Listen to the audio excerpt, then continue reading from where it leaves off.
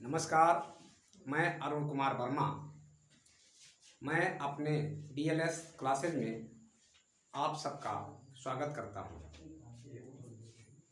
इसमें बेटा आज मैं आप लोगों को केमिस्ट्री यानी कि बेसिक केमिस्ट्री का पार्ट नंबर 1 यानी कि पीरियाडिक टेबल के बारे में, पीरियाडिक टेबल क्या है, पीरियाडिक टेबल का डिज़ाइन क्यों किया गया है, इन सब के बारे में आपको बताऊंगा। और पीरियाडिक टेबल कैसे बनाया गया है, किसने बनाया है और किसमें कौन से वैज्ञानिक थे जिन्होंने पीरियाडिक टेबल में तत्वों को फिलअप किया है, इन सब के बारे में आपको बताऊंगा। इसमें बेटा पीरियाडिक टेबल में क्या होता है कि मेंडलीव पीरियाडिक टेबल जो आज आधुनिक आवर्त सारणी के बारे में हम बताएंगे आपको। इसके पहले मेंडलीव ने जो आवर्त सारणी बनाई थी, उन्होंने जो है परमाणु भार को के हिसाब से तत्वों को इसके पहले रखा गया था। तमाम प्रकार की जो है प्रयास किए गए तत्वों को एक प्रकार से सिस्टम से इसके बारे में जानकारी प्राप्त करने के लिए। तो न्यूलैंड्स नामक वैज्ञानिक आए और डोबेराइनर नामक वैज्ञानिक आए। तो डोबेराइनर ने जो है ट्रिक यानी कि 3 तत्वों को एक एक जगह रख करके जो है इस प्रकार का जो है किया था। तो ट्रिक सिद्धांत किसने दिया था बेटा? डोबेराइनर ने दिया था। और अष्टक का नियम जो है न्यूलैंड्स नामक वैज्ञानिक ने दिया था। आज हम लोग जो है उसके बाद मेंडलीव जी आए, उन्होंने जो अपना जो है आवर्त सारणी डिजाइन की, लेकिन उसमें कुछ कमियां रह गई बेटा।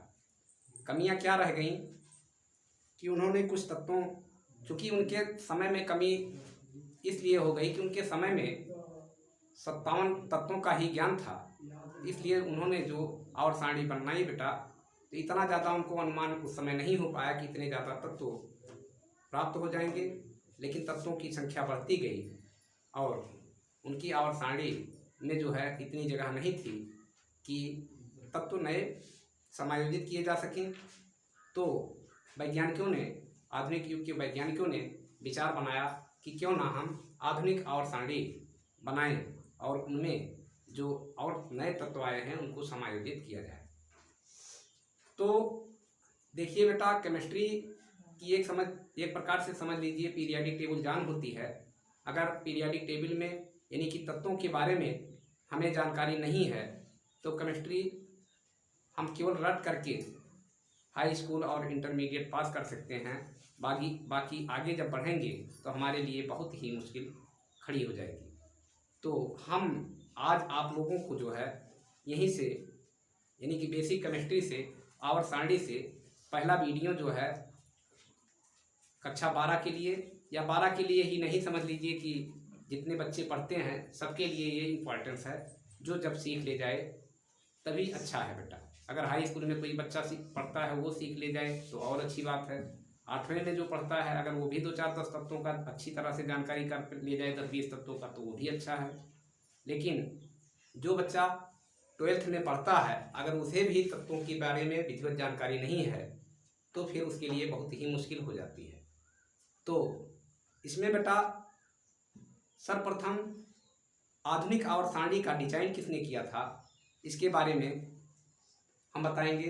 तो आधुनिक आवर्त सारणी का डिजाइन नील्स बोर नामक वैज्ञानिक ने किया था। ये भी क्वेश्चन बेटा इंपॉर्टेंट है और पूछा जाता है कि किसने डिजाइन किया था। तो बोर नामक वैज्ञानिक ने किया था। किसने किया था बेटा? बोर नामक वैज्ञानिक ने किया था। और इसमें जो तत्वों को समायोजित किया गया था उनको जो है मोजले नामक वैज्ञानिक ने किया था, या मोजले भी लिखा रहता है। तो मोजले या मोजले नामक वैज्ञानिक ने जो है इनमें तत्वों को क्या किया था, आवर्त सारणी में, आधुनिक आवर्त सारणी में फिलअप किया था। तो आवर्त सारणी को, आधुनिक आवर्त सारणी को बेटा 7 आवर्त तथा 18 वर्गों में बांट करके बनाया गया है। तो सर्वप्रथम हम लोग बेटा ये देखते हैं कि किस प्रकार से आवर्त सारणी हमारी जो है नील्स बोर जी ने किस प्रकार से आवर्त सारणी डिजाइन की थी। और किस प्रकार से मोजले जी ने इन तत्वों को इसमें समायोजित किया था।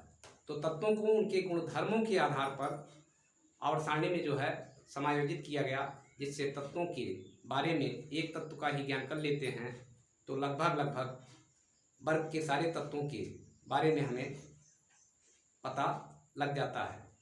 यानी कि सेम प्रॉपर्टी के सेम गुण वाले जो तत्व होते हैं उन्हें एक वर्ग में रखा गया है। इसी हिसाब से रखने के लिए ही आधुनिक आवर्त सारणी का स्ट्रक्चर बनाया गया। तो देखिए बेटा, ध्यान से देखिएगा और इसको सीखिएगा, और सीखने के बाद जो है धीरे धीरे करके प्रयास करेंगे तो आप लोगों को भी जानकारी हो जाएगी कि कैसे आवर्त सारणी है, कैसे तत्व समायोजित किए गए हैं। इसको हम विधिवत ट्रिक के साथ हम बताएंगे, लेकिन अभी इस वीडियो में पूरा नहीं हो पाएगा बेटा, 2-3 वीडियो लगेंगे कि आप लोगों को याद करवा करके ही छोड़ेंगे। अगर आप लोग हमारी आवर्त सारणी मतलब हमारे वीडियो को आप लोग देखते रहे तो हर हाल में आपको आवर्त सारणी याद ही हो जाएगी। इस प्रकार से हम आपको याद करवाने का डिजाइन तैयार किए हैं। तो देखिए बेटा, आधुनिक आवर्त सारणी में 4 प्रकार के मतलब इसे 4 प्रकार के ब्लॉक में बांटा गया है। नंबर 1 एस ब्लॉक, मतलब बाईं तरफ क्या होता है, एस ब्लॉक होता है जो 2 वर्गों में है।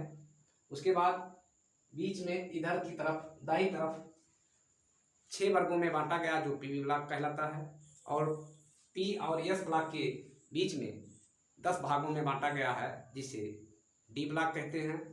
तो एस ब्लॉक इधर बी ब्लॉक और बीच में डी ब्लॉक होता है, और डी ब्लॉक से ही एफ ब्लॉक का निर्माण किया जाता है। वो कैसे किया जाता है इसके बारे में भी हम बताएंगे।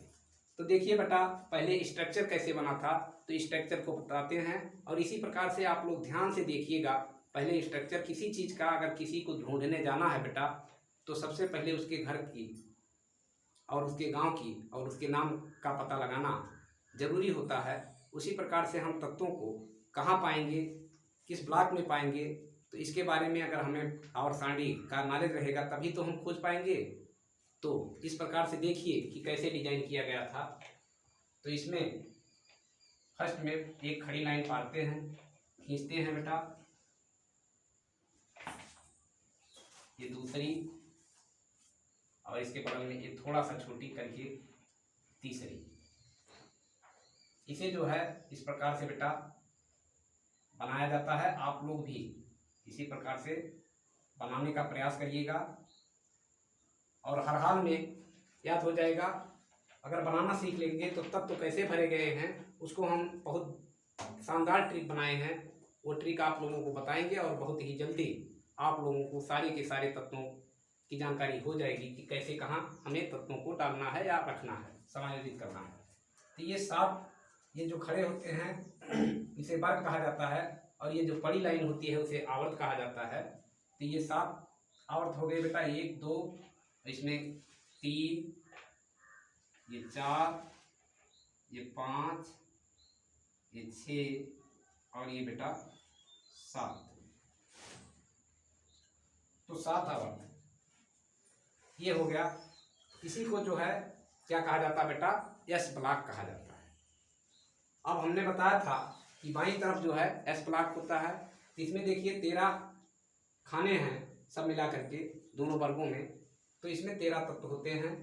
और इसमें बेटा आगे देखिए 1 2 3 चौथी लाइन से जो है आगे लाइन बढ़ाई जाती है सीधी,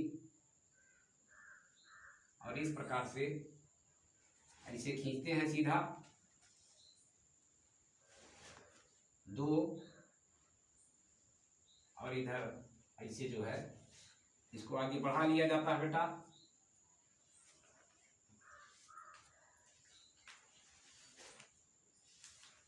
इसको बढ़ाने के बाद इसको हम 10 खड़े कॉलम में डिवाइड कर देते हैं, यानी कि 10 लाइन 10 खानों में बांट देते हैं। तो 1 2 3 4 5 6 7 8 9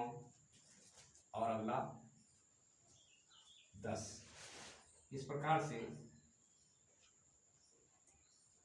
इसको मिला दिया जाता है। और मिलाने के बाद ये हमारा जो है देखिए 1 2 3 4 5 6 7 8 9 10 खाने ये बनकर तैयार हो गए बेटा। यही जो है क्या होता है, डी ब्लॉक होता है। इतना क्या होता है, डी ब्लॉक होता है। तो देखिए टोटल हमने बताया था कि 18 वर्ग होते हैं। तो 1 2 3 4 5 6 7 8 9 10 11 12 इस प्रकार से 12 गिन लिए। अब उसके बाद इस लाइन के बराबर आ जाते हैं बेटा, पहली सेकंड लाइन के बराबर आ जाते हैं। जो हमने सेकंड लाइन खींची है उसके बराबर लाइन खींचते हैं, इसी लाइन को आगे बढ़ा करके। और फिर यहाँ से 12 हो गया तो 6 खाने हमें और बनाने हैं, तो इसको 6 कॉलम और बनाते हैं। 1 2 3 4 5 और 6। इसको सीधा यहीं से बेटा मिला देते हैं।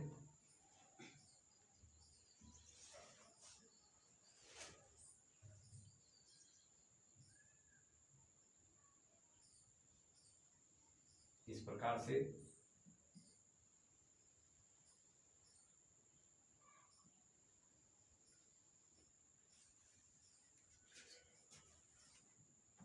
से बेटा मिला दिया जाता है। और यहाँ पर इसी की तरह से एक हीलियम तो अलग से रखा गया है, इसके लिए भी जगह यहाँ पर दे दिया जाता है। ये हमारी जो है आधुनिक आवर्त सारणी बनकर तैयार हो गई। और ये 6वें और 7वें आवर्त से जो है 14 तत्व बाहर निकल कर चले आते हैं, जिन्हें लैंथेनाइट और एक्टिनाइट ग्रुप कहा जाता है। तो इस प्रकार से 14 नीचे चले आते हैं।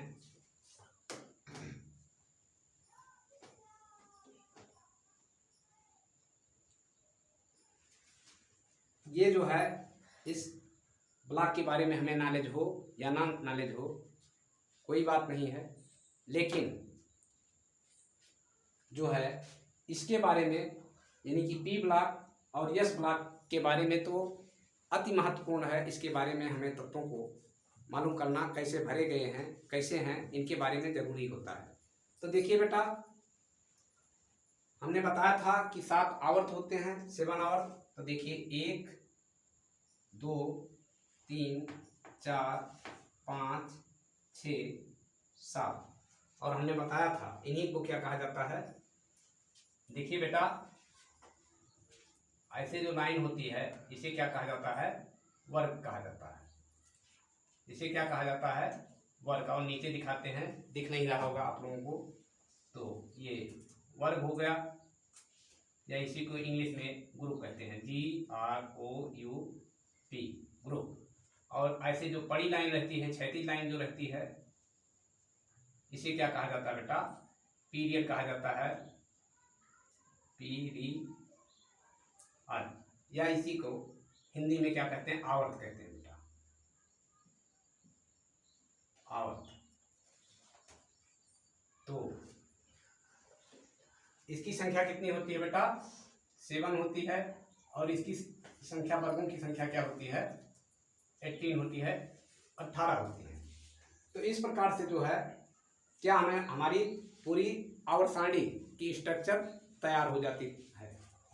यही तो बेटा इसमें क्या होता है, ये 7 आवर्त होते हैं और क्षैतिज लाइन या पड़ी हुई लाइन या इसी को हॉरिजॉन्टल लाइन कहा जाता है, ये 7 होते हैं।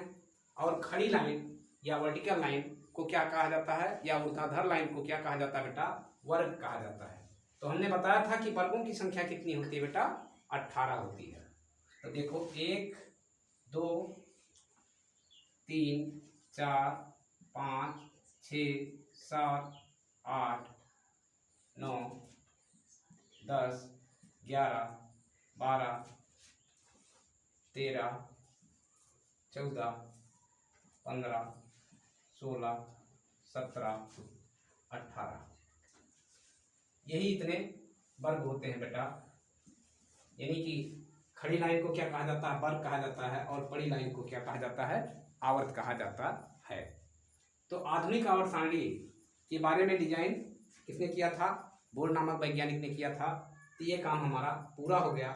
अब इसमें अगला काम किसने किया था बेटा, मोजले नामक वैज्ञानिक ने किया था। तो इसके बारे में जो है हम अपने अगली वीडियो में आप लोगों को बताएंगे। लेकिन थोड़ा सा ये आप लोग जान लीजिए कि कौन सा ग्रुप है ये।